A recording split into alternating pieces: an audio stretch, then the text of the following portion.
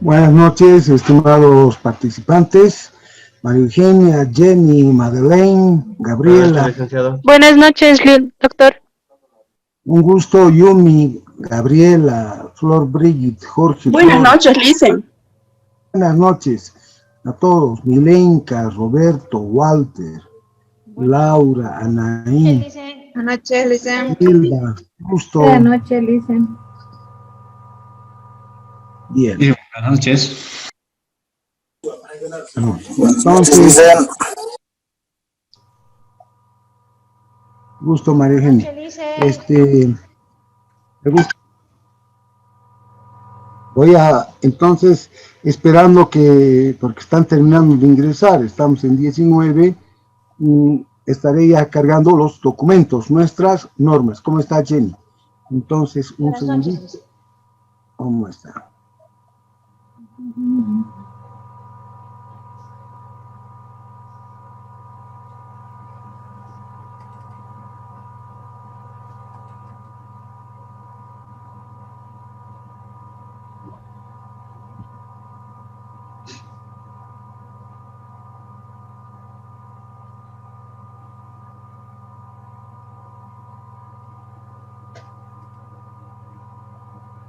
Justo, ¿se acuerda cuál era la tarea para hoy?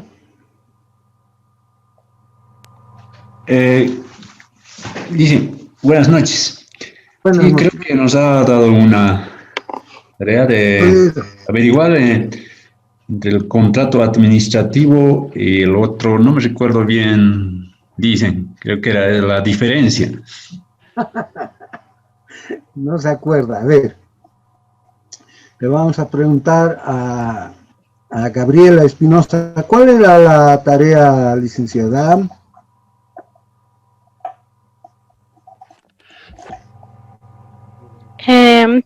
Buenas noches, doctor. Si no me equivoco, era la diferencia entre el contrato administrativo y el contrato civil. Sí, esa era, ¿no? Entonces, sí, con carácter previo, entonces, para ya ir ingresando, no sé si... A ver, voy a ver.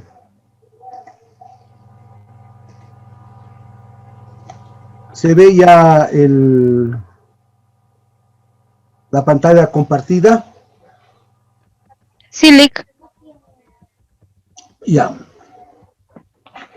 Bien, entonces apenas yo llegué a contrato, vamos a entrar en ese punto, ¿ya? Entre tanto, iremos a revisar algunas de estas nuestras definiciones. Ya hemos visto, por ejemplo, caso fortuito, fuerza mayor, concesión administrativa.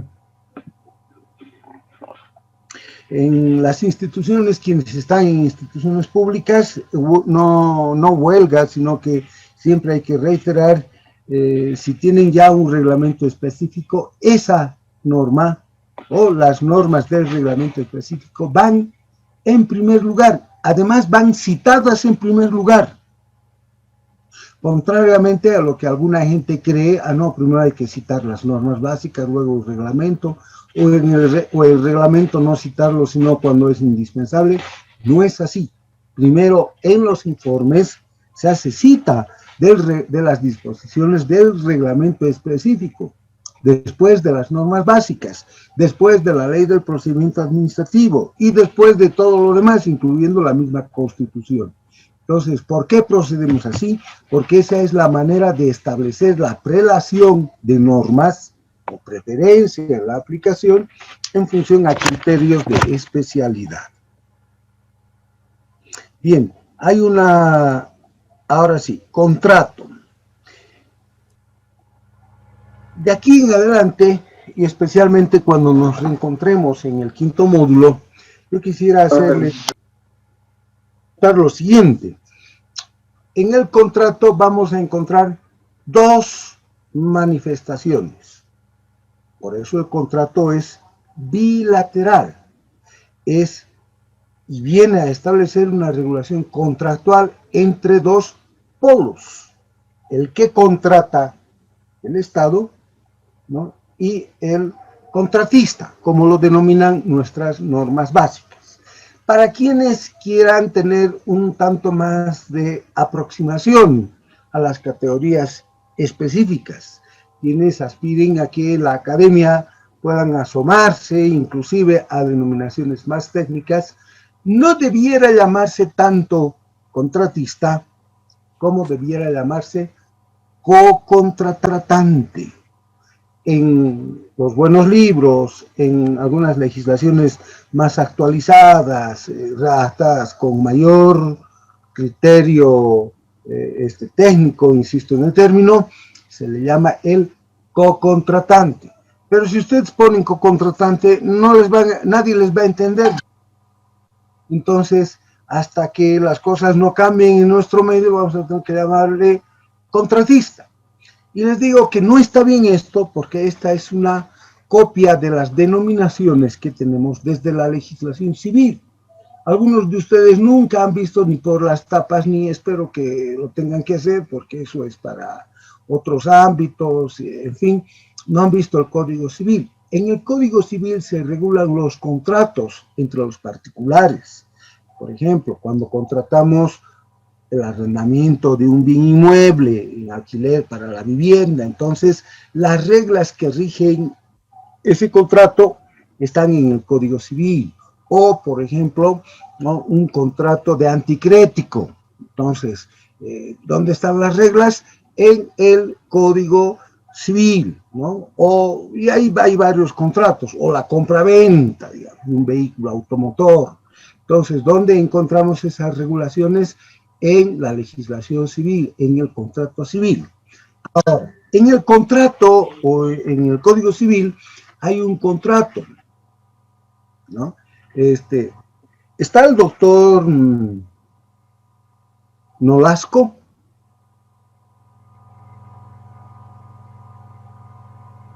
Doctor Nolasco, justo, usted creo que es también abogado, ¿no es cierto?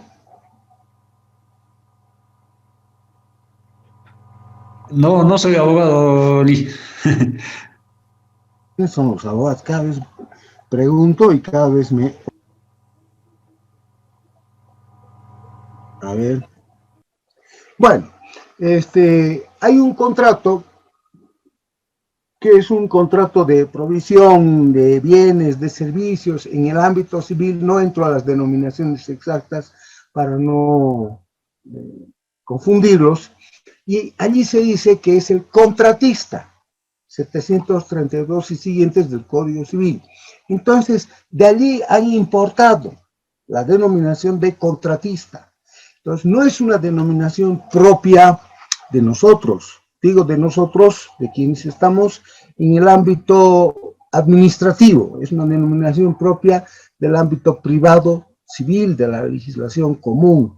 Por eso es que esa es una denominación que, si bien no es que esté mal, pero no está tampoco del todo bien. Entonces, volviendo a lo nuestro, de aquí en adelante, no se olviden nunca. No puede presentar. No se olviden, por favor, sus micrófonos. No se olviden nunca, un contrato tiene un carácter bilateral. Hay dos polos. De un lado está, conforme a nuestra legislación, un ente público o público estatal, y del otro lado está el contratista, aquel que yo estoy diciendo que debiéramos llamar co-contratante. Ahora bien, esta noción en la que de un lado está necesariamente, ¿no?, o alguna de las oficinas o reparticiones de la administración pública, es una noción equivocada, es una noción muy limitada, es una noción antigua, es una noción que no nos podría terminar de explicar algunas figuras. Tenemos un ejemplo. Estoy resolviendo para los que recién están ingresando a la sala virtual, a ver cuántos ya somos.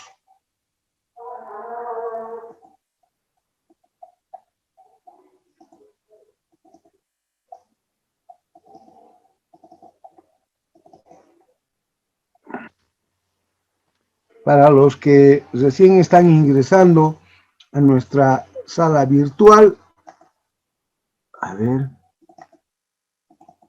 no sé por qué no puedo poner más ancho esto.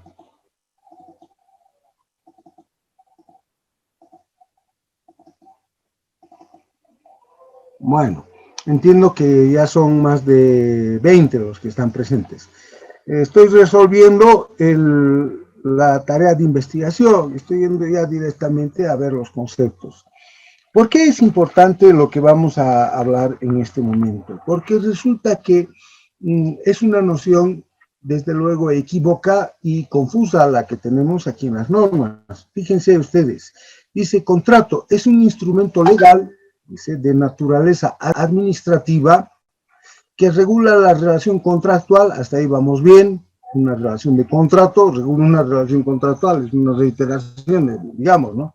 Entre la entidad contratante y el proveedor o contratista.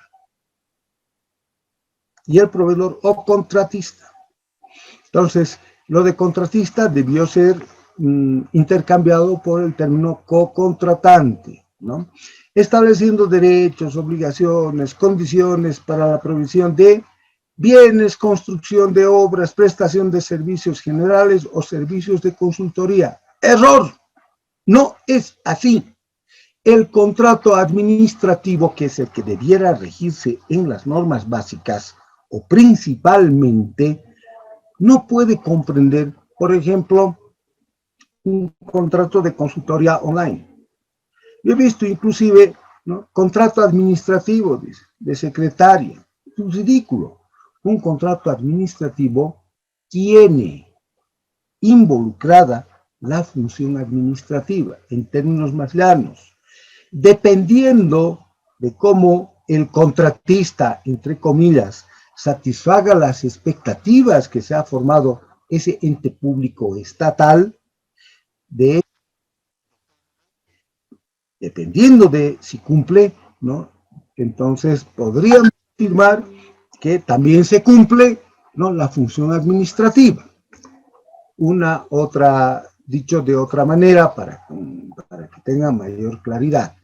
Si admitimos que la función administrativa, que es la que distingue al Estado en las administraciones públicas, es la satisfacción del bien común, el interés social, ¿no?, el interés de la colectividad.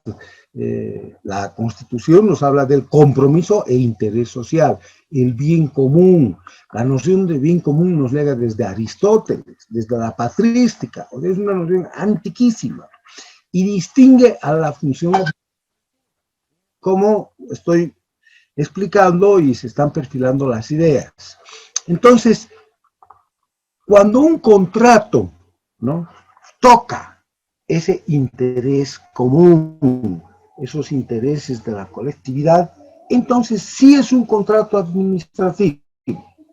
Ejemplo, si la administración quiere construir un puente entre el departamento de Potosí y el departamento de Tarija, hay un río, entonces allí se quiere construir un puente y la administración central está consiguiendo financiamiento. Bueno, también puede ser alguna de las gobernaciones, ¿no? Ya, listo. Entonces, eso interesa a todos,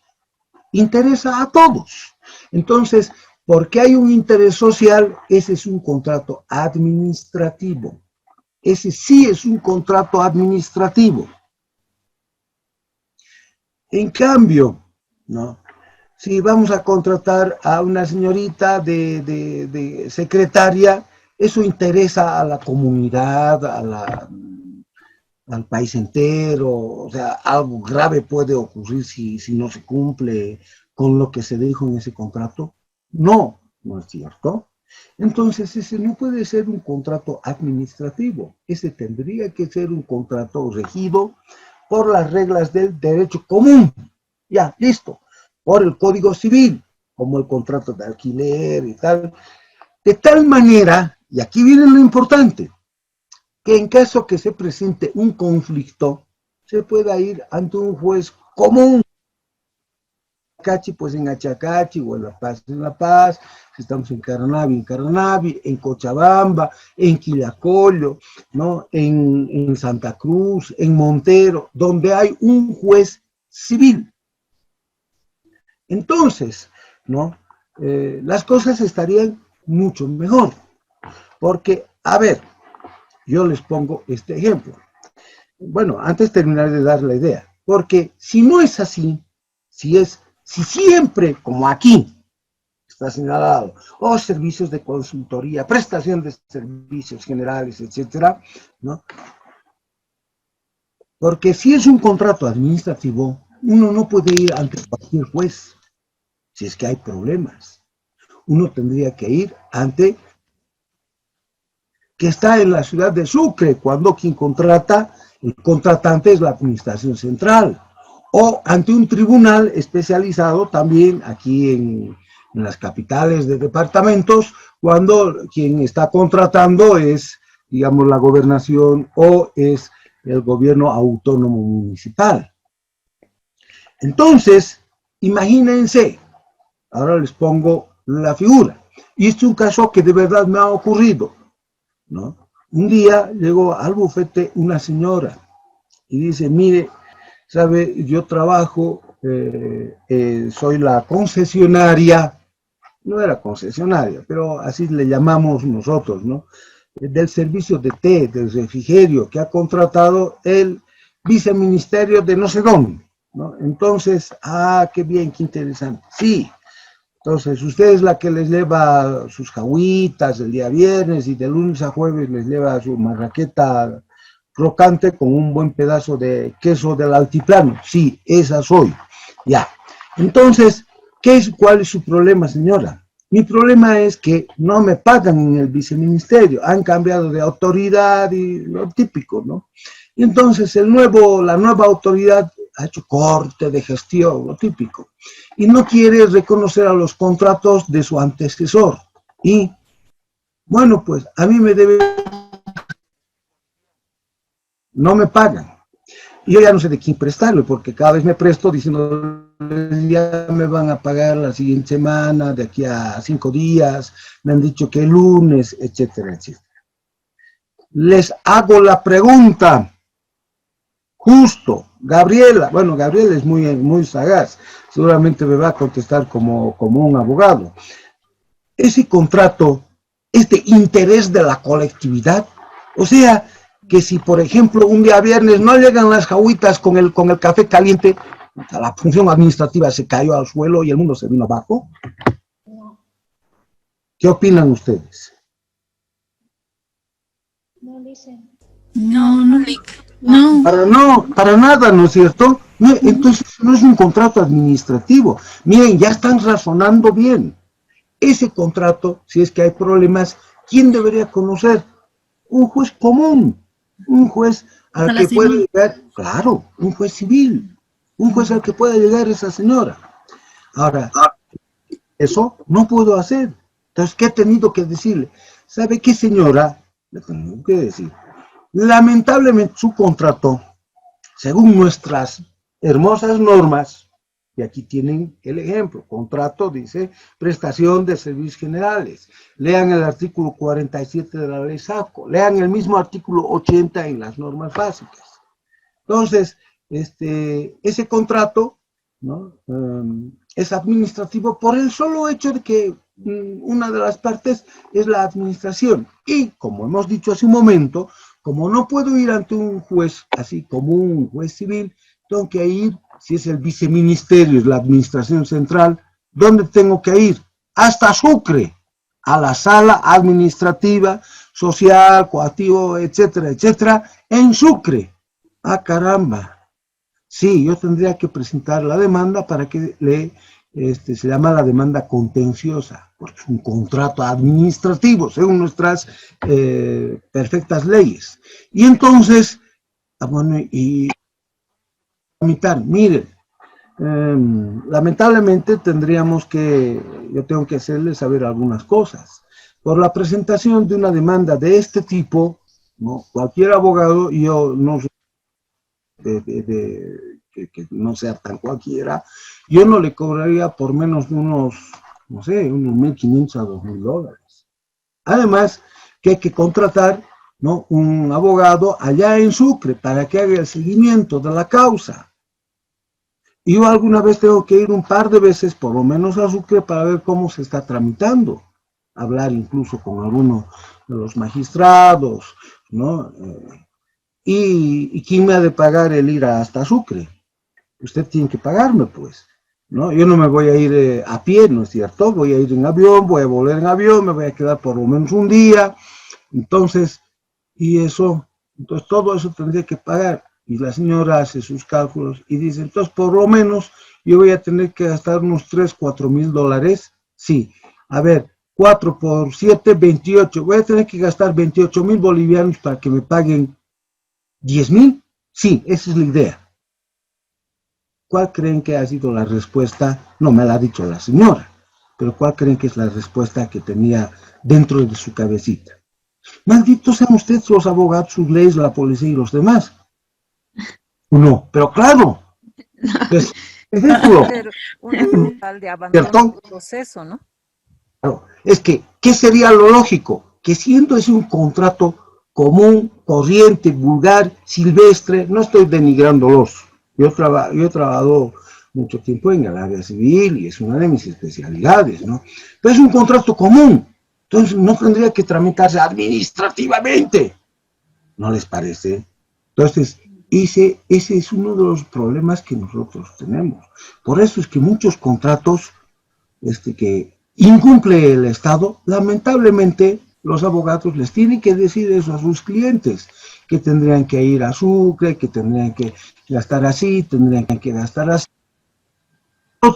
Y entonces los clientes o esos señores, esos contratistas, le ponen 3 cruces al abogado, a la Constitución, a los policías, a las leyes, y se van pateando piedras por el camino. Entonces no está bien. Eso está revelando una disfunción en el sistema jurídico. Otro ejemplo. Si nuestra noción de contrato administrativo fuera porque siempre está ahí una de las administraciones y no sé qué, les pregunto. Resulta que la semana pasada el Tribunal Departamental de Justicia de Cochabamba ha emitido una convocatoria para la provisión de material de escritorio con destino a los juzgados, allá en Cercado, ya. Se adjudica, claro, no lo va a hacer el tribunal, lo hace el Consejo de la Magistratura Departamental, pero es parte del órgano judicial, ¿no? Es su brazo administrativo. ¿Ese es un contrato administrativo?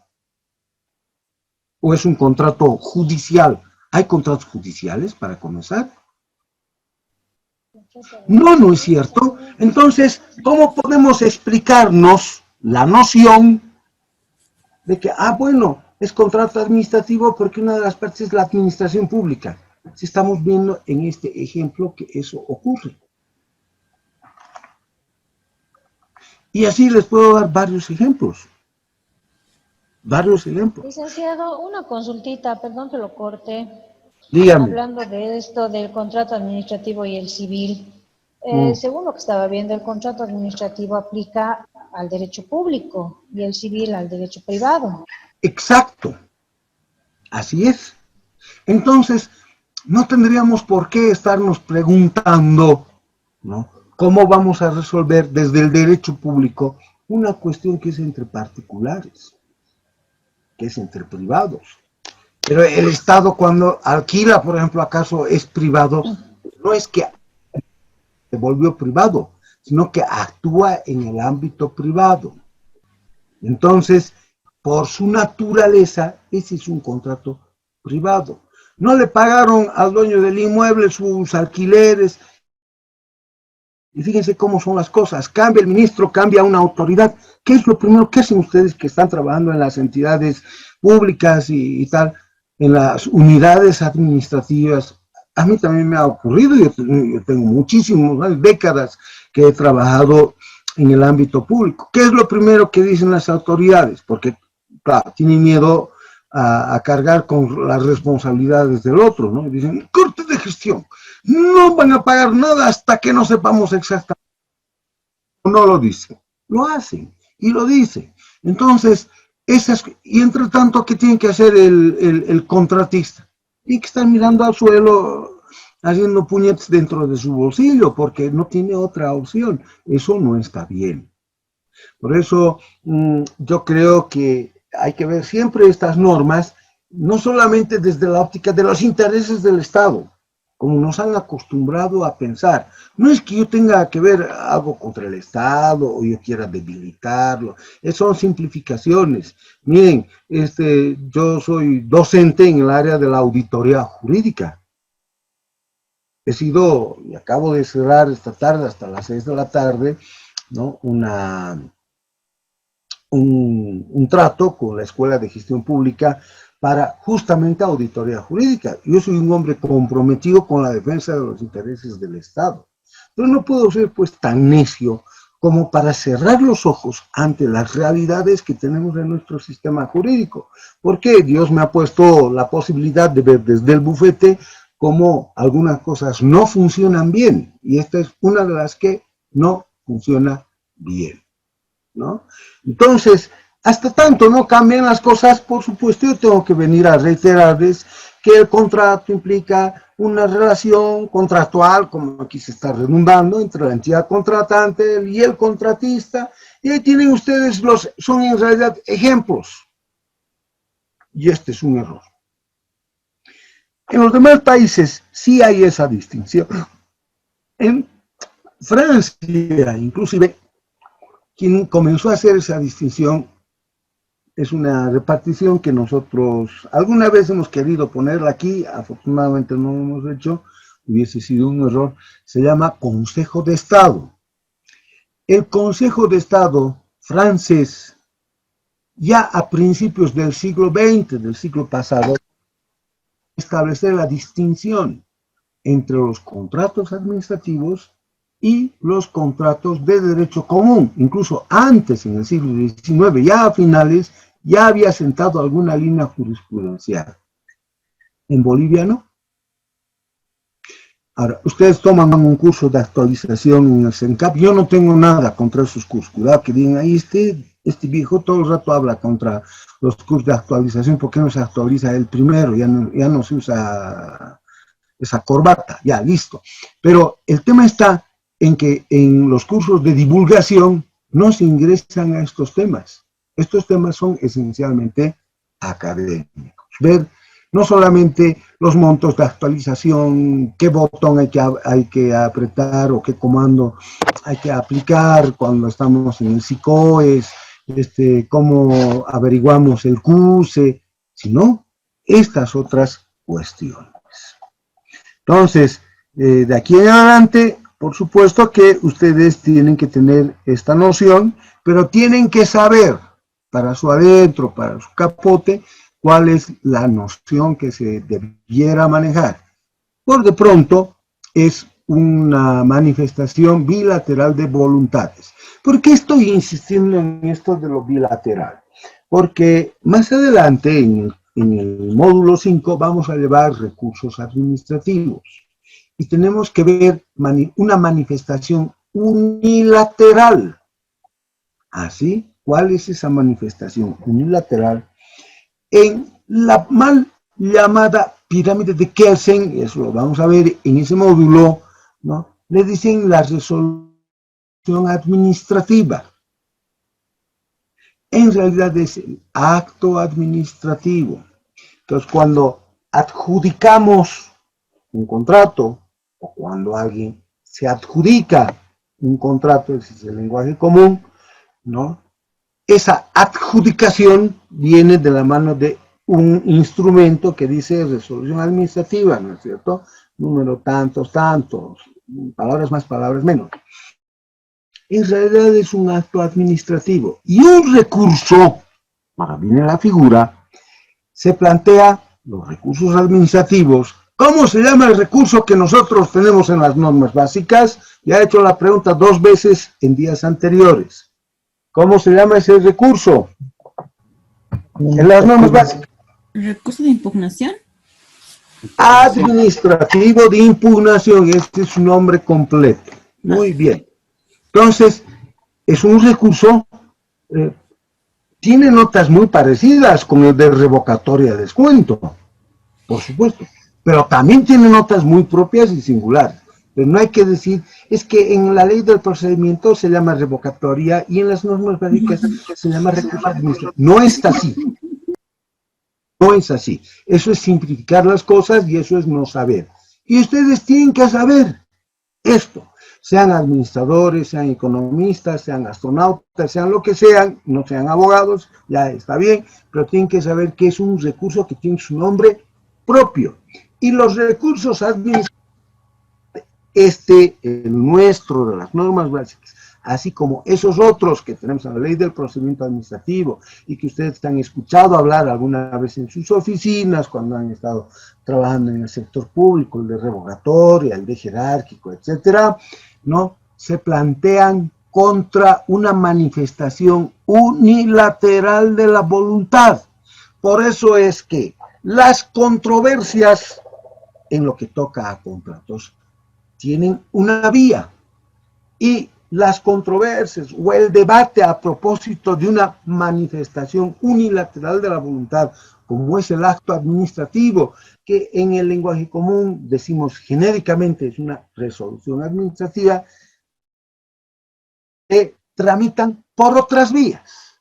Y saber cuándo vamos a estar en una y cuándo vamos a estar en otra no es una cuestión que solamente interese a los abogados, y por favor a nosotros no nos haga a cuatros la vida, que queremos ver las normas básicas y de una vez que rato vamos a entrar a la licitación. Yo estoy esperando eso y ya va toda una semana y estamos todavía con las definiciones y las nociones. Es que si nosotros no manejamos convenientemente estas nociones, estas definiciones, entonces mal vamos a poder entender las demás disposiciones. En realidad, la modalidad de licitación pública son apenas 3, 4 artículos, no hay más. Pero yo entiendo, yo asumo todas las ocasiones que a mí me ha tocado dar contrataciones en la maestría, en los diplomados, yo tengo que darles una visión de conjunto, porque lo mínimo que tengo que hacer es darles a conocer las aristas académicas, no solamente informativas y de actualización.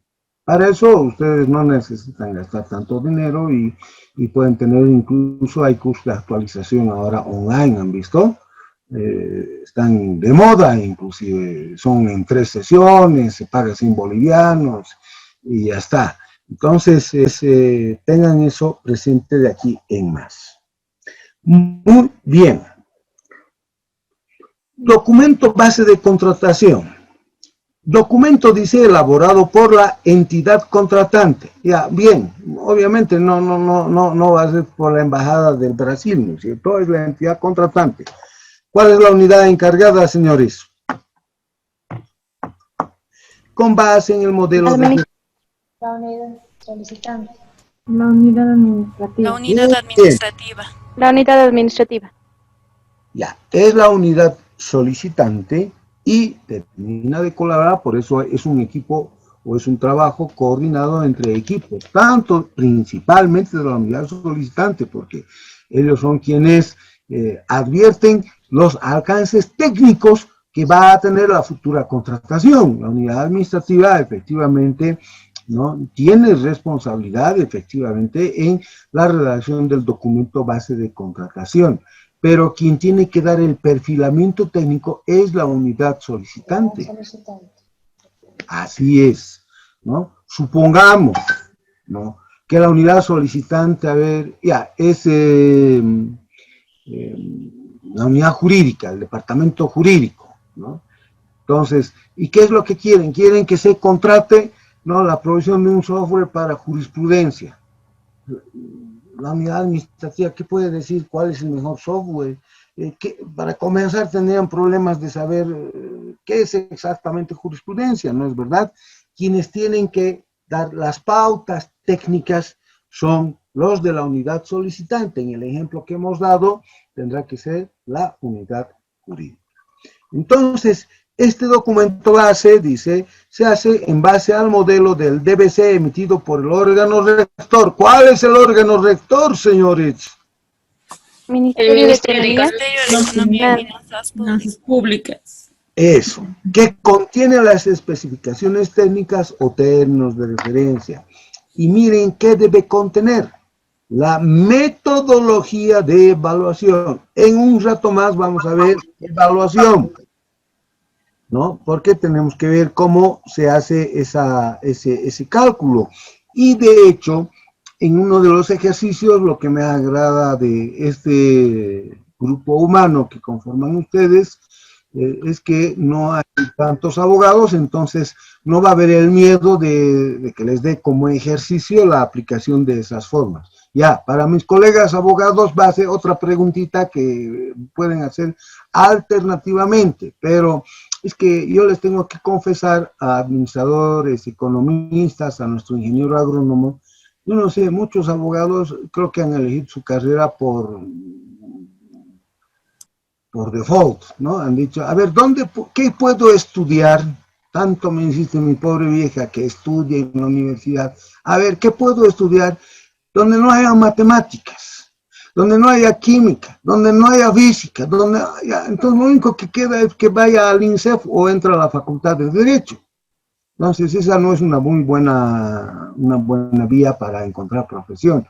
Pero muchos abogados le tienen terror a las fórmulas. Y la fórmula que vamos a dar, yo les voy a sugerir que inventen ustedes un ejemplo para que podamos aplicar.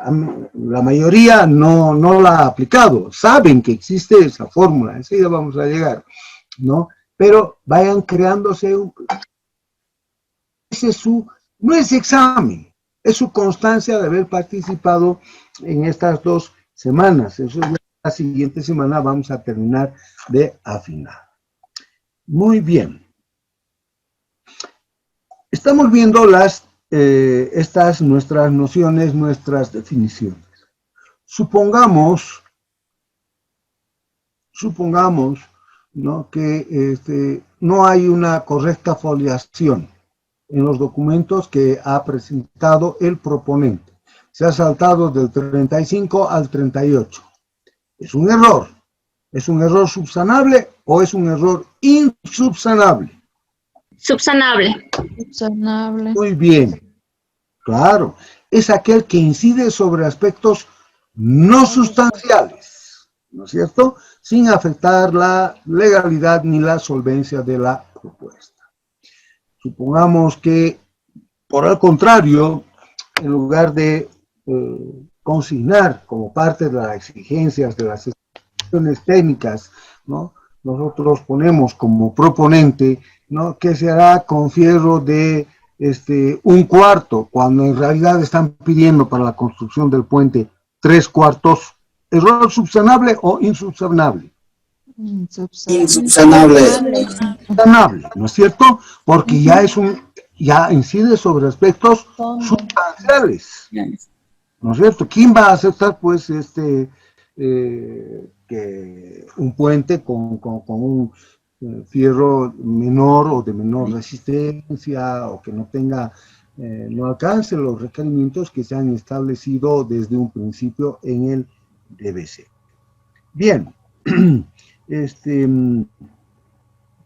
ya hemos visto fuerza mayor. Inspección previa. Dice, es una actividad previa a la presentación de propuestas y que consiste en la verificación del lugar y el entorno. ¿Quiénes van a ir a la inspección previa? Los proponentes. Claro, La los unidad eventuales solicitante. proponentes, todos aquellos que están interesados.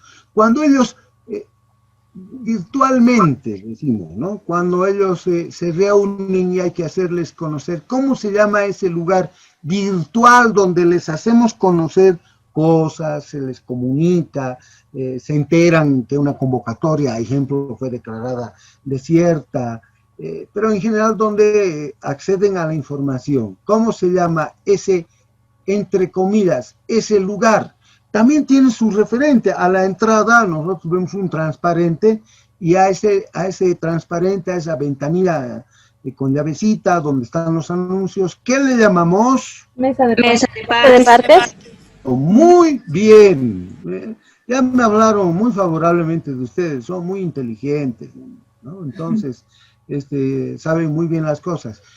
Yo prefiero que parezca que hago preguntas y voy con cosas muy elementales, porque hay gente que no conoce, nadie nace sabiendo, ¿no? Entonces, hay gente que recién se está enterando y, bueno, si voy a entrar a hablar directamente, ¿saben qué? El leasing conforme a un decreto de la época de Paz Zamora tiene que ser así, o sea, se va a escapar ese pobre participante, ¿no? Entonces, ¿no?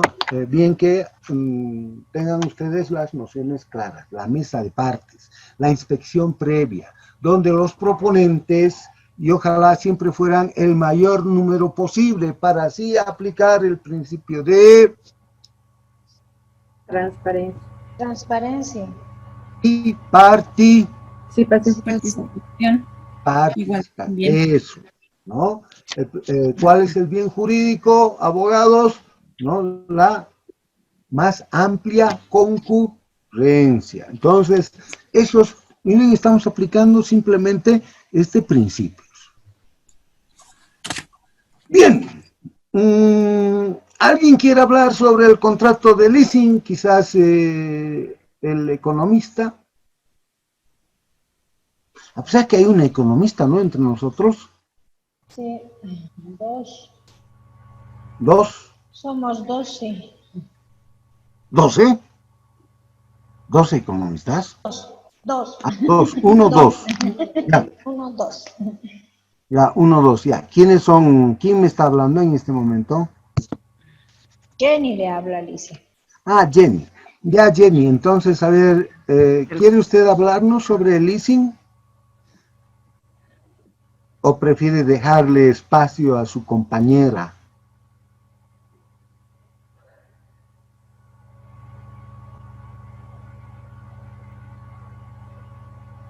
Denos un ejemplo sobre leasing.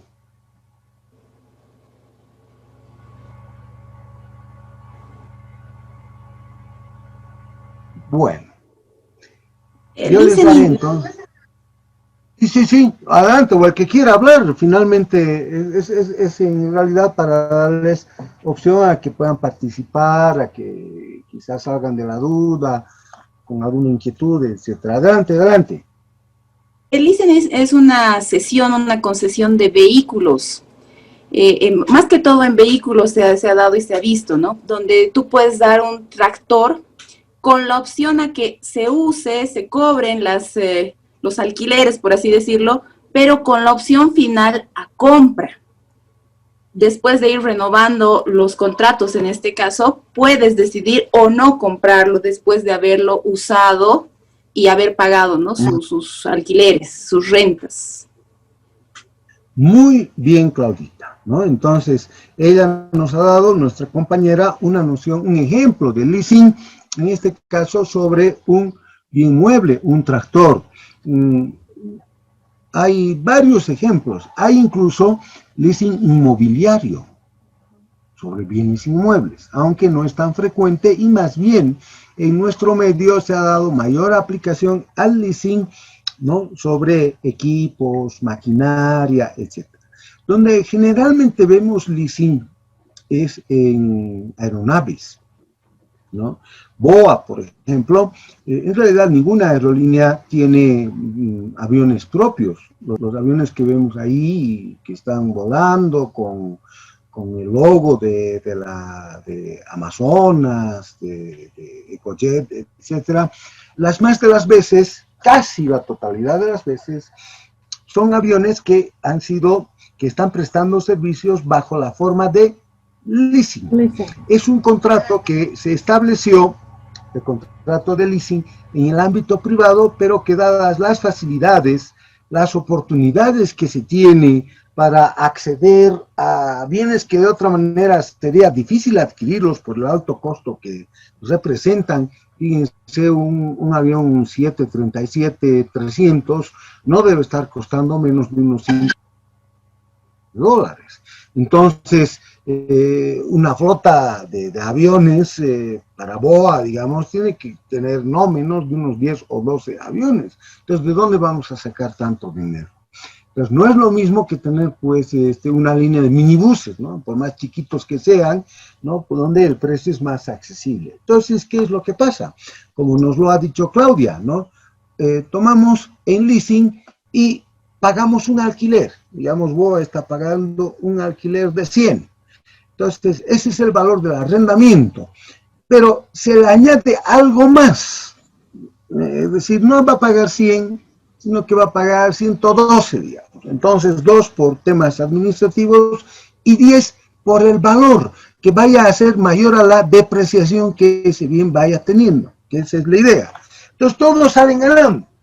El dueño del avión, ¿no? Está cobrando por el arrendamiento, pero también está recuperando lo que se está depreciando, ese bien que él está arrendando, ¿no? Porque si no, ¿qué sentido tendría que lo arriende y al cabo se quede con un cacharro en el que ha gastado 150 millones y con alquileres simplemente ha recuperado 80, digamos, ¿no? Entonces tendría que tener un mayor margen en el canon del arrendamiento para que vaya a cubrir ese que es parte de, hay otros ítems por supuesto que sí, y entonces después de un determinado tiempo verá, en este caso la aerolínea, si le conviene adquirir ese avión o conviene devolverlo o renovar el contrato y hacer otro, ¿no? Entonces, generalmente así trabajan las aerolíneas, ¿no? Entonces están pagando por arrendamiento un monto un poco mayor al que simplemente pagarían por el solo arrendamiento. ¿Por qué? Porque están bajo la forma de leasing. Entonces, como ustedes muy bien saben, los negocios son buenos cuando ganan todos, no cuando gana uno y hay otros que están perdiendo como en la guerra, ¿no? Ese no es un buen negocio. Los buenos negocios son los negocios en los que todos salen o todos salimos ganando. Entonces, en el contrato de leasing eso va ocurriendo. Es un contrato, si ustedes quieren, mixto, en el que se paga un arrendamiento y se va anticipando algo a cuenta del valor que tiene ese bien, pero con la opción de finalmente establecer la adquisición o dejarla sin efecto o cambiar los términos del contrato, ¿no? Entonces, ese es el leasing. Por ello es que, inclusive, ¿sí? ¿Alguien quería hablar? Sí, Lisen, Jenny le habla. Una consulta. Sí, Jenny.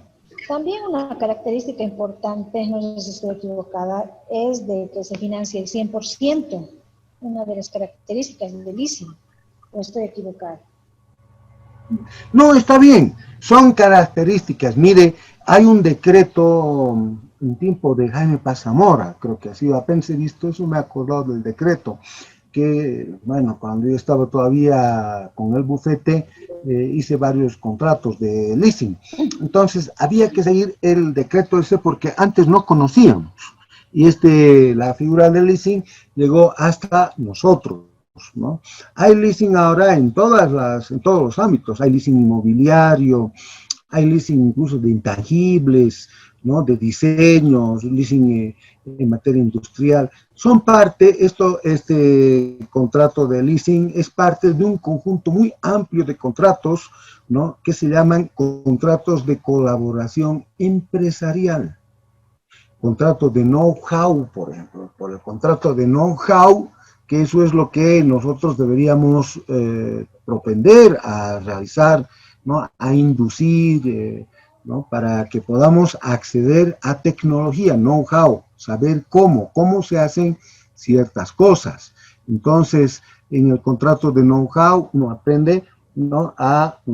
O el que está dando, el dueño, el que conoce la tecnología o una destreza o un conocimiento específico, se compromete a capacitar a con quienes se está contratando para que ellos eventualmente puedan, ¿no? Emplear con las mismas ventajas ese bien, digamos, o emprender esa actividad como si ya la conocieran, conociéndola desde luego.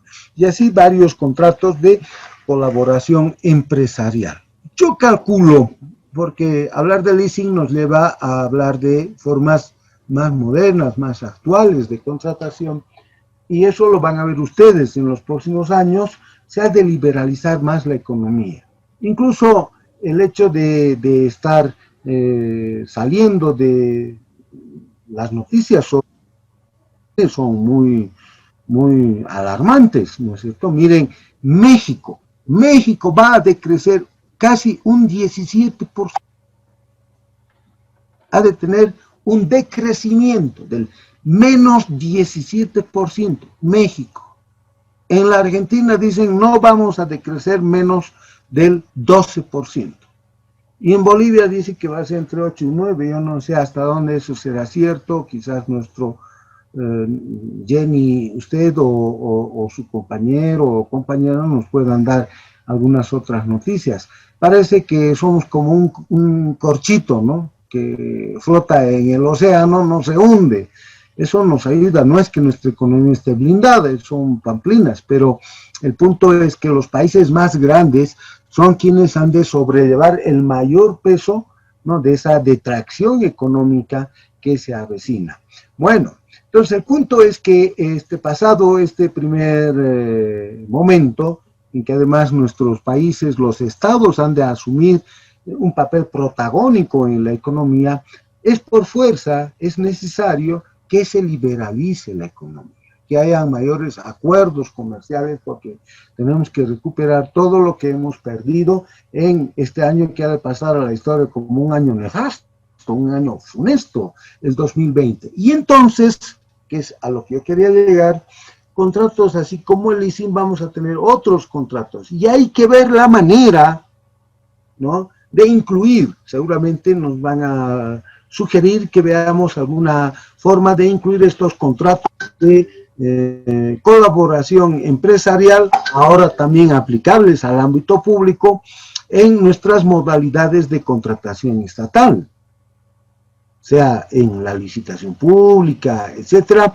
para que podamos acceder en mejores condiciones a la satisfacción de las necesidades que nos hemos planteado resolver a tiempo de hacer nuestro POA y especialmente nuestro PAC, ¿no?, de establecer el cronograma de nuestras contrataciones estatales.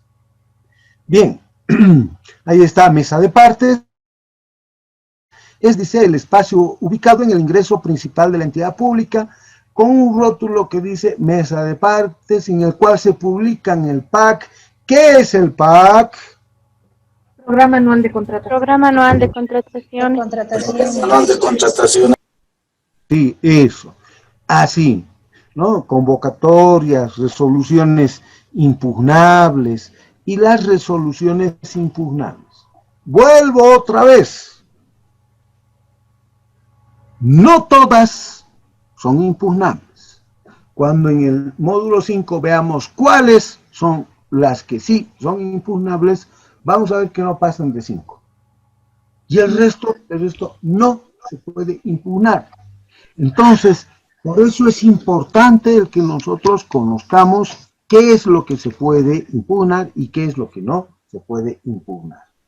Hasta que llegamos a los métodos de selección. Aquí tenemos uno, selección de calidad, otro en el que se suma a la selección de calidad la propuesta técnica y costo, es un método más complejo. Este otro es un método más simple de selección del menor costo. La gente cree que eso es lo que tiene que guiar, ¿no?, que a la hora de comprar tal o cual cosa, mientras más barato, mejor. Y especialmente las señoras saben que no siempre lo más barato es lo mejor.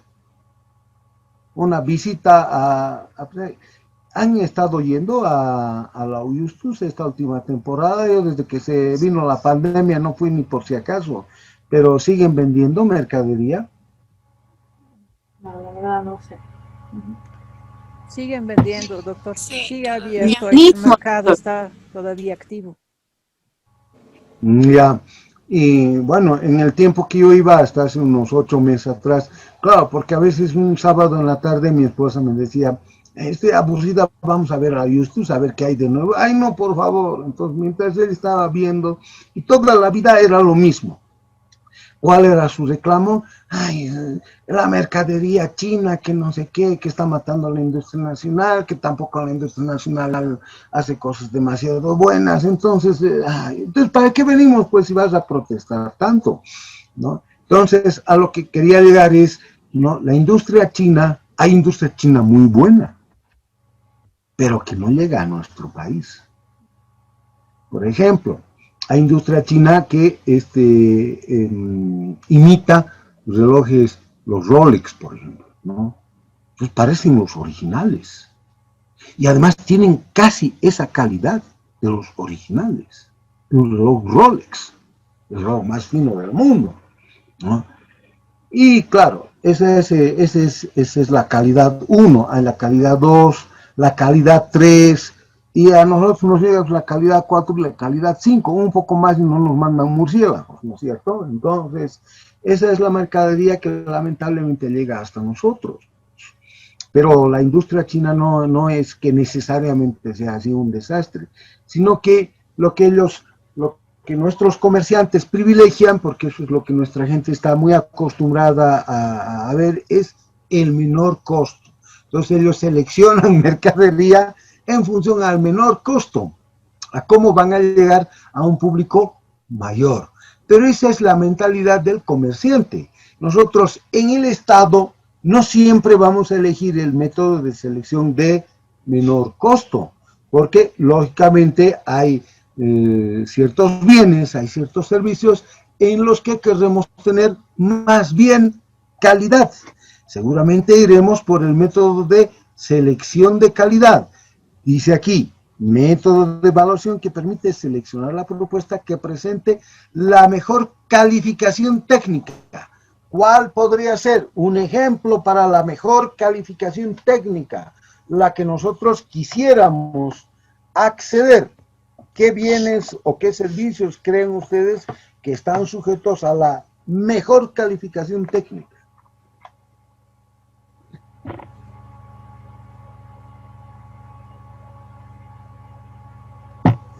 Los contratos de obra, dicen. En algún caso sí, pero por ejemplo, mire, un contrato de obra, yo preferiría verlo desde calidad, por supuesto, propuesta técnica y costo. Equipo de alta precisión. Por ejemplo, un equipo de alta precisión quirúrgica. No va a ser pues por selección de menor costo y este microscopio, no sé, este microscopio amplía 20 veces, pero más que suficiente porque es a ojo, ¿no? Yo creo que sí debe tener el coronavirus y yo creo que en este caso no. No, tenemos que tener plena seguridad. Entonces, el método de selección de calidad va generalmente enfocado, ¿no?, a instrumental de precisión. Insumos técnicos, ¿no?, químicos, reactivos, donde las especificaciones son sumamente exigentes, ¿no? Entonces, selección de calidad. Autobuses para el servicio metropolitano. ¿Cuál elegirían ustedes? ¿Calidad, propuesta técnica y costo, menor costo? ¿Cuál? Calidad. Propuesta técnica. Calidad, propuesta técnica. Lo que pasa, doctor, es que también cuando uno escoge calidad, también tiene que ver que tenga un buen colchón económico, ¿no? Porque hacer todo un proceso de licitación y poner el precio referencial, el tope que tenemos como entidad pública en ese presupuesto tampoco es, ¿no? Se utiliza más que todo, como dice, para buscar mejores equipos, mejores bienes especializados en calidad. Pero también la entidad tiene que tener un buen colchón económico, ¿no? Porque los precios también son altos, ¿no? Ya, por eso miren muy bien que ya se adelantó nuestra compañera. Vean, método de selección de presupuesto fijo. Aquí es que ya tenemos un techo, un tope. Método de evaluación que permite seleccionar la propuesta que presente la mejor calificación técnica, de acuerdo al presupuesto fijo que ya lo teníamos preestablecido. Pero, por ejemplo, en lo que toca digamos, al transporte público, ¿no? Si bien, por eso, es que son puntos de equilibrio, ¿no? No hay una respuesta definitiva a aquello que nos diga, esto es así y no puede ser de otra manera, ¿no? En lo que toca al servicio de transporte público, automotor, terrestre, el gobierno autónomo municipal no ha seguido el criterio únicamente de calidad, porque los bus que han llegado han sido bus chinos, ¿no? Aun cuando yo sé que la fábrica donde han comprado dice que tiene componentes que son de industria europea, etcétera, pero no ha sido únicamente la calidad. Entonces dependerán de las circunstancias, ¿no? En cambio, selección de menor costo, cuando generalmente bienes y servicios simplemente nos regimos por especificaciones muy generales. Por ejemplo, cierto material de construcción, cascajo, digamos, ¿no? O como le llaman los agregados, los áridos, ¿no? En la construcción. Entonces, si es que pudiéramos nosotros conseguir agregado, cascajo, es esa piedrita menudita que utilizamos en las mezclas, ¿no? Hay, por ejemplo, en otros países, este cascajo lo hacen unas máquinas chancadoras. No tienen, como nosotros, ríos, lugares donde pueden ir a rescatar. Nuestros areneros rescatan arena y también rescatan cascajo, o lavan arena, lavan la piedra, etcétera. Y hay lugares en los que no es posible acceder a estas ventajas que nosotros tenemos. En La Paz tenemos una gran variedad. En Santa Cruz, por ejemplo, no hay eso. ¿Qué es lo que no hay en Santa Cruz? En Santa Cruz hay arena, pero ¿qué no hay? Piedra. Piedra. Ese es el problema que tienen en Santa Cruz, ¿no? No tienen piedra. En cambio, nosotros tenemos piedra, tenemos arena, tenemos cabeza de piedra, todo tenemos, ¿no? Entonces tenemos mayores facilidades. Por eso es que el método de selección de menor costo va hacia bienes o servicios en los que la calidad no es distinguible de un proveedor con respecto a otro. Entonces, sin más de algún caso, ¿no?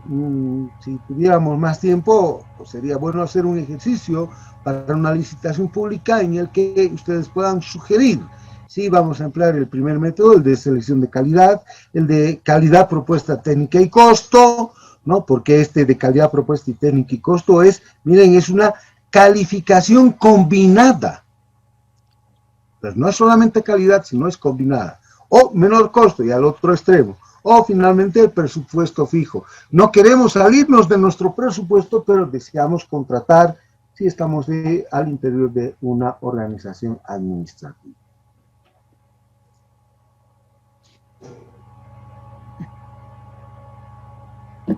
Bien, señores.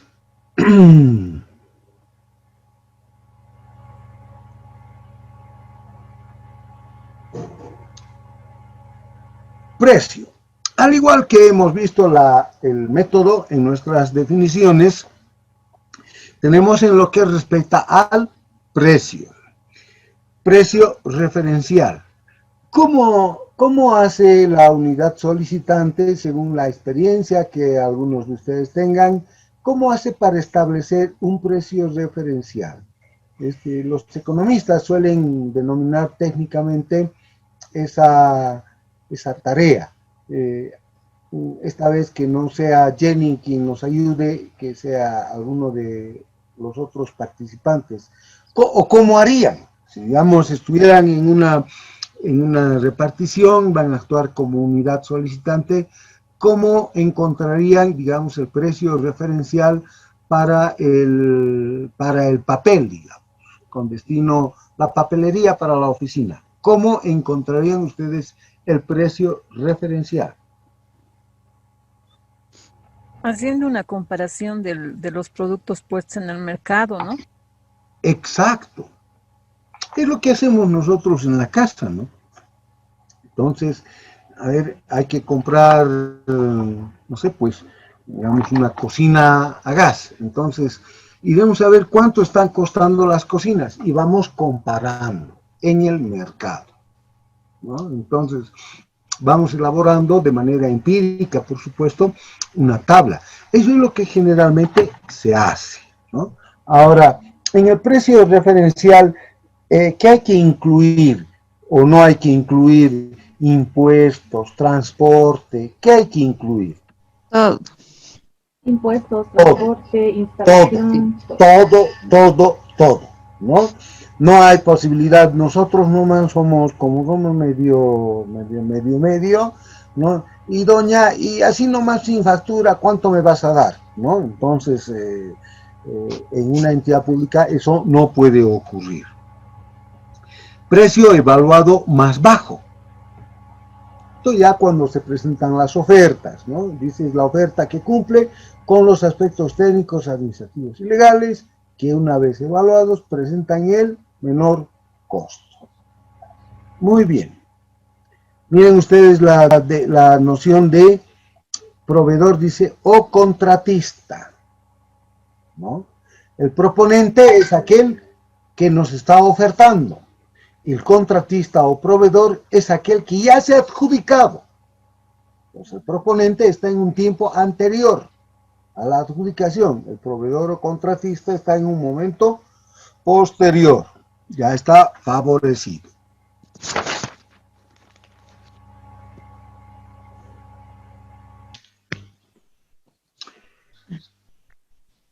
¿Cuáles son las empresas públicas nacionales estratégicas? Porque fíjense ustedes aquí en CACA, que inciso, ¿no? Reglamento específico, dice, para empresas públicas nacionales estratégicas. Y ahí está RE, el reglamento específico, SAPS, Sistema de Adquisición de Bienes y Servicios, y EBNE, Empresas Públicas Nacionales Estratégicas. ¿Cuáles son las empresas públicas nacionales estratégicas? EPFB. Ah, son aquellas que están, por lo general, no siempre, pero por lo general actúan en sectores estratégicos de la economía. Esa es la idea. La idea matriz, entonces, son aquellos emprendimientos del Estado, ¿no?, en actividades económicas estratégicas. Ahora, ¿cuál es la excepción? Porque he dicho, son principalmente cuando el Estado mismo ha dado esa calificación, cuando ha dicho esta que sea estratégica. Por tanto, la calidad de estratégico que pueda tener un emprendimiento, esto es una empresa pública nacional, dependerá, por supuesto, ¿no?, del área económica, pero si no es así, también el Estado puede atribuirle tal carácter. ¿Y por qué aquí hablamos que es importante ese reglamento específico? Porque en normas básicas estamos haciendo la distinción de un reglamento específico que van a tener todas las reparticiones de este otro, que es para las empresas públicas nacionales estratégicas. ¿Qué? ¿Por qué creen?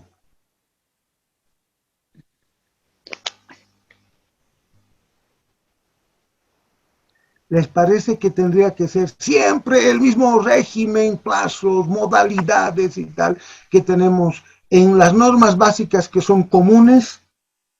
¿O no creen ustedes, que a eso es a lo que quería yo llevarlos a razonar, que por el carácter estratégico debieran también tener esos reglamentos estratégicos ciertas singularidades, ciertas modalidades, variaciones, diferencias, en más de algún caso incluso sustanciales con respecto al régimen común de adquisiciones estatales, del manejo de administración de bienes y servicios estatales, como son los que tenemos en el decreto 0181.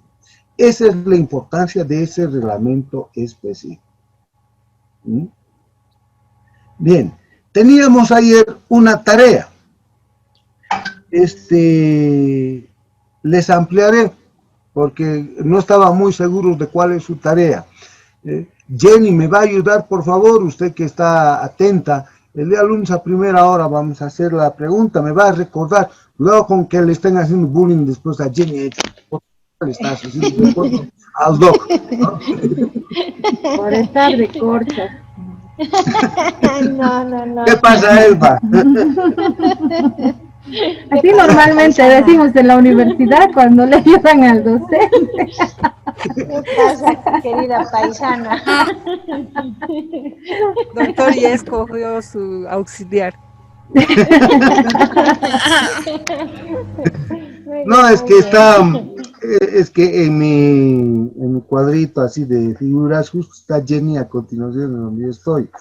Entonces, por eso es que, si no, le hubiera dicho... Eso es Licen, sí. Pero no es Cruz, son Alba González. nuevas modalidades de designación de auxiliar, doctor, con el Zoom. Pues me va a hacer recuerdo porque vamos a dejar esto pendiente este fin de semana, por ejemplo. Vean y revisen quién es el RAA. En una anterior versión, yo no sé qué pasaba o era qué ocurriría. ¿Qué es el RAA? Pregunto, nadie podía dar. Doy como tarea, ¿no? ¿Y qué es RAA? Nada. 2 días hemos estado en eso. Entonces no puede ser eso, ¿no? Entonces, les ruego, por favor, vean quién es RAA, de dónde viene, qué importancia tiene para nosotros. Eso vamos a revisar el mismo día lunes. ¿Ya? Entonces, miren, no vamos a ingresar a este punto porque, bueno, sí bien podríamos ya hacerlo, pero tendremos ya una idea muy clara cuando veamos las actividades ya en el proceso licitatorio. ¿Listo? Muy bien. Pues me hace recuerdo, ¿ya? Ya les. Vayamos a U. Unidad administrativa, unidad jurídica, unidad solicitante. ¿Qué relación hay entre estas tres?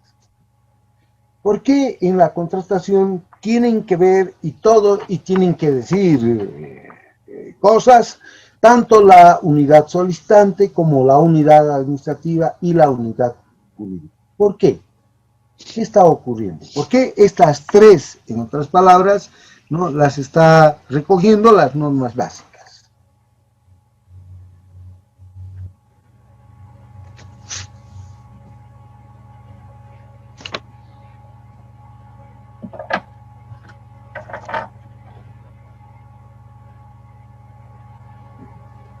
Porque son los participantes del proceso.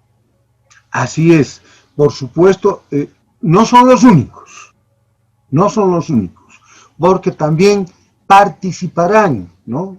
Concurrirán incluso en tareas propias, específicas, que están señaladas aquí en las normas básicas, en el reglamento de funciones, aunque últimamente los reglamentos de funciones han pasado un poco a la historia. Hasta hace unos 10, 15 años atrás, el reglamento de funciones era poco menos que la Biblia, había que leer el reglamento de funciones, casi que había que memorizarlo cuando se ingresaba incluso a carrera administrativa, ¿no? Hace unos 20 años atrás yo me acuerdo que inclusive he tenido que pedirle a un nuevo servidor público que Dios, que todo el fin de semana tenía que saber exactamente cuáles eran las tareas según el reglamento de funciones. Creo que ahora ya no se exige tanto en ese sentido. Entonces, concurren en la gestión de contratación estas tres unidades, además de, obviamente, la MAE, aun cuando haya delegado, pero concurre la MAE, concurren también las comisiones. ¿Qué comisiones tenemos? Por ejemplo, anticipémonos. Calificación de recepción. Calificación, muy bien, la que va a calificar las propuestas, ¿no? La comisión de recepción. Muy bien. Entonces, Es todo un conjunto. Esta tarde yo hablaba con una de mis sobrinas, que vino a tomar el té a mi casa, y ella me decía que a ella mucho le gusta trabajar en equipo. Y yo le he dicho, realmente eso es algo muy positivo. Me dice, es que con este tiempo de la pandemia, no, simplemente me veo con mis compañeros a través de, tenemos reuniones. Lo que me voy, en definitiva, es que quien no tiene vocación o actitud o predisposición a trabajar en equipo, no va a tener mucha suerte o mucho éxito en la función pública, porque en la función pública miren cómo todos están concurriendo.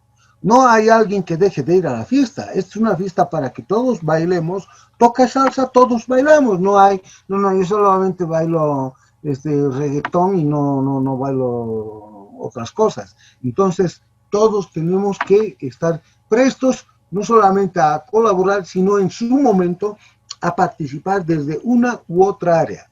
Así como también sigo insistiendo en esos términos, en que la responsabilidad nos ha de llegar a todos, ¿no? Entonces, no hay como en algún momento se ha pretendido y tal, simplemente que sean responsables los fusibles, ¿no? Todos llegan a ser responsables, comenzando por la máxima autoridad ejecutiva.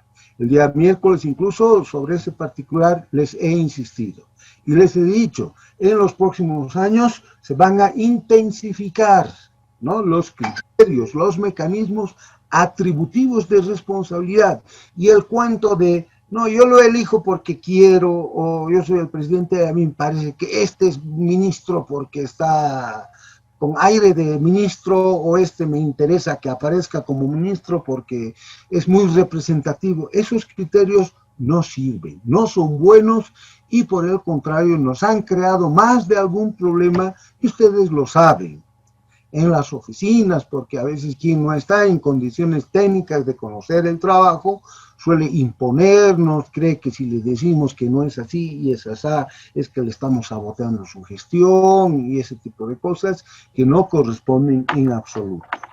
Entonces, si aquí las normas básicas están refiriendo a estas 3 unidades, es porque estas son las que visiblemente en un momento previo a la contratación misma están concurriendo de manera activa. Comencemos por la última de las aquí nombradas, la unidad solicitante.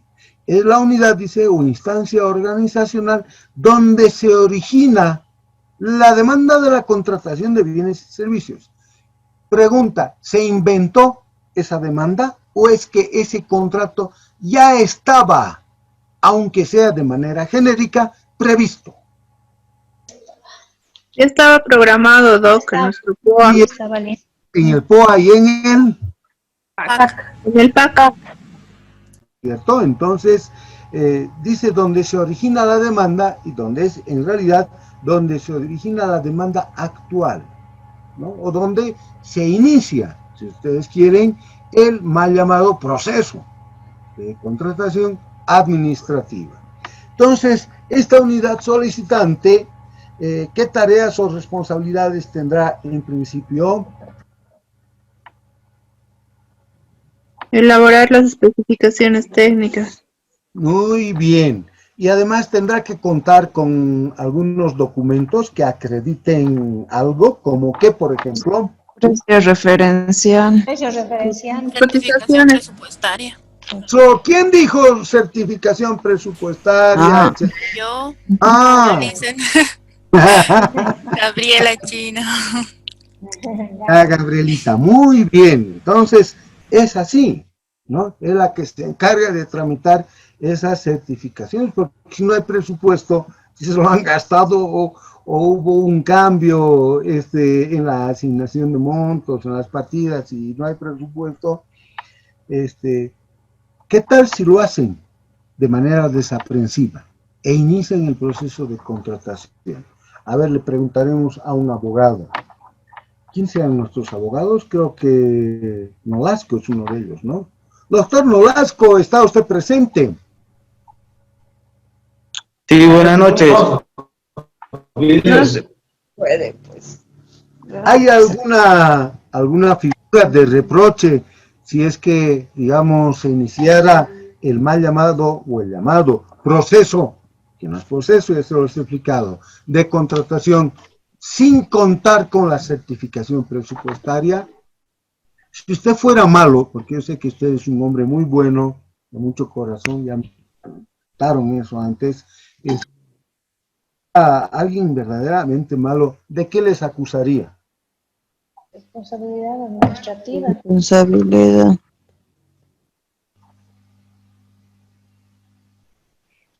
Para comenzar, hay un tipo penal bien abierto. ¿Cuál es ese tipo penal? Incumplimiento de deberes. Así es. O sea, es...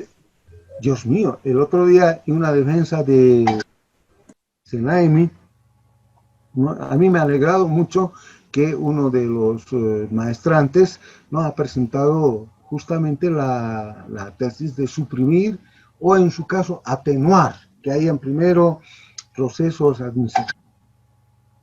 Puede ser que un fiscal de materia que nunca ha visto en su vida cómo se trabaja al interior de la administración o de alguna de las administraciones públicas, muy suelto de cuerpo, ¿no? Ya propone, induce a la aplicación del tipo penal de incumplimiento de deberes, lo cual es efectivamente un ingreso. Solo quienes hemos visto, hemos estado en la función pública y conocemos los problemas que allí se presentan, podemos aquilatar la dimensión, ¿no? de que nos apliquen nada más que un proceso penal, ¿no? Por lo que algunas veces, como en este ejemplo que les estaba señalando, no es sino un descuido. Desde luego que es un descuido que evidencia un desconocimiento bastante notable de cómo operan los trámites y las gestiones administrativas, pero no creo que eso tenga que ser motivo como para seguirle a alguien un proceso penal. Fíjense ustedes cómo, ¿no?, el conocimiento de todos estos aspectos, ¿no?, en lo que toca a la unidad solicitante y por supuesto aquellos otros que ustedes los han señalado, tiene que perfilar técnicamente, ya tiene que anticipar, tiene que estar en borrador el documento base de contratación. Eso. ¿Y quién tendrá que luego, a continuación, revisar? El área administrativa y el área legal. La unidad administrativa. Muy bien. ¿Y quién tendrá finalmente que terminar de supervigilar que las cosas estén conformes y tal? La unidad jurídica. Claro, o el abogado que está allí. Y ojalá la MAE tuviera conocimiento de estas cosas. O no quisieran ustedes que su MAE pase diplomados como los que ustedes están pasando, porque para muchas MAEs es muy fácil decir, haga usted esto, haga usted lo otro, pero es que yo no, eso no se puede, o eso no se puede hacer de esa manera, tiene que ser, no, usted me está poniendo problemas, seguramente usted es del anterior partido y cosas así, que no le vienen al caso. Es que es así. ¿Creen ustedes que no conozco? En años anteriores a mí, yo andaba trinando por las calles y claro, yo soy amigo de todos, quizás no sé si es un defecto o es una virtud, yo me llevo bien con verdes, azules, amarillos, naranjas, los que sea, ¿no? Y resulta que muchas cosas no habían cambiado y siguen con lo mismo. No está bien eso. Por eso es que nuestras autoridades deberían pasar estos cursos, deberían llevar diplomados, no tendría que ser así simplemente que a dedo aparezcan allí tomando decisiones. Entonces, todas estas tres unidades interactúan, ¿no? Entonces, deben interactuar. Doctor, una consulta. Adelante. La unidad jurídica, incluso la unidad administrativa, ¿hasta dónde es responsable de la elaboración de las especificaciones técnicas? Hablando, como decía hace rato, tal vez de un equipo de alta gama, alta tecnología, ¿qué tanto puede saber la unidad jurídica para, digamos, controlar esas especificaciones técnicas?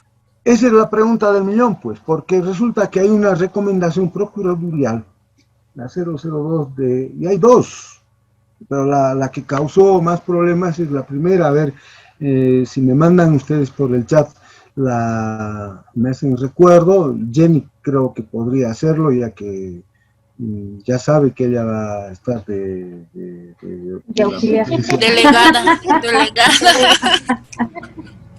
Para que les haga llegar la recomendación procuradorial correspondiente. Esa recomendación procuradorial estableció, claro, para mí fue un exceso, y es un amigo el que ha estado detrás de la redacción, es un abogado que ahora está al frente de una de las salas constitucionales en La Paz, y me decía, ¿qué te ha parecido lo que he redactado? Hermano querido, mira, si los abogados no te van a ir a perseguir a tu casa para incendiarla, es porque realmente son demasiado pacíficos, porque incluso la primera recomendación procuradorial estableció, y ahora le respondo, ¿no?, que la unidad jurídica, dice, va desde el principio de la contratación administrativa hasta la ejecución misma del contrato. Entonces, cuando se cayó ese famoso puente que estaba a medio camino entre Cochabamba y Quillacollo, que es un alcalde muy conocido, uno de los que estaba involucrado era justamente el abogado que estaba al frente de la unidad jurídica, y le reprochaban que por qué no había estado, ¿no?, en la elaboración del proyecto. No, en el vaciamiento de la losa. Pero por más que hubiera estado, a ver, yo soy abogado, yo qué sé si esa es la mezcla correcta o no es correcta. O sea, para comenzar yo no tendría por qué estar ahí, ¿no es cierto? Entonces... La unidad solicitante debería haber hecho la supervisión. Así es, ¿no? Entonces, la unidad solicitante es la que lleva el mayor peso en el perfilamiento técnico. Yo creo que la unidad... Además, doctor, la unidad solicitante debe enviar sus especificaciones técnicas debidamente firmadas, ¿no? Por el encargado, ya sea del área o el técnico que así lo designe, ¿no? Generalmente eso es lo que hacemos, por supuesto que así es, ¿no? Hacemos, a ver, en la práctica que tenemos, no sé cómo será en sus oficinas, pero yo por lo menos hasta hace 3, 4 años atrás, ¿no?, lo que yo veía que hacían y que no estaba exactamente muy bien, tampoco era algo malo, es que mandaban de la unidad solicitante las especificaciones técnicas, y como la unidad administrativa es la que generalmente está haciendo eso, hacen todo el santo año, entonces ellos iban vaciando, iban llenando y le iban dando el formato.